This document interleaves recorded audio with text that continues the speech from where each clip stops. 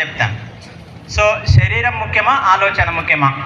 మన బాడీ ఉంది కదా, మన బాడీ ఓకేనా. చేతులు ఊపుతాం, కాళ్ళతో నడుస్తాం, చెవులతో కళ్ళతో చూస్తాం, ఏ పని చేస్తుంటాయి ఓకేనా, బాడీలో ఆర్గన్స్. సో మన మైండ్ ఉంది కదా, మైండ్ ఏం చేస్తుంది? ఆలోచన ఓకేనా.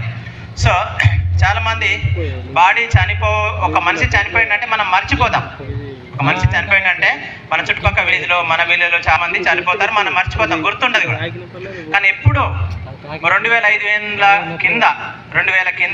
సంవత్సరాల కింద గౌతమ్ బుద్ధుడు జన్మించాడు, చనిపోయాడు. ఇప్పటికి మనం గుర్తు చేస్తున్నాం.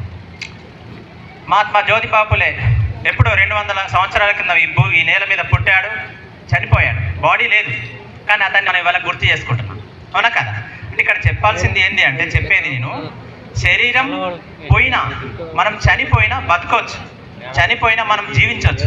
అది ఎలా అంటే, మనం బతుకున్నప్పుడు చేసిన ఆలోచన మంచిదైతే, మనం బతుకున్నప్పుడు చేసిన ఆలోచన సమాజానికి ఉపయోగపడేదైతే ఖచ్చితంగా చనిపోయిన తర్వాత కూడా మనం బతకొచ్చు. దానికి ఉదాహరణే ఇవాళ మహాత్మా జ్యోతిబాపుల జయంతి, తనని మనం గుర్తు చేసుకోవడం. సో ఇది నా చిన్న సందేశం. Thank you for giving opportunity. Thank you very much.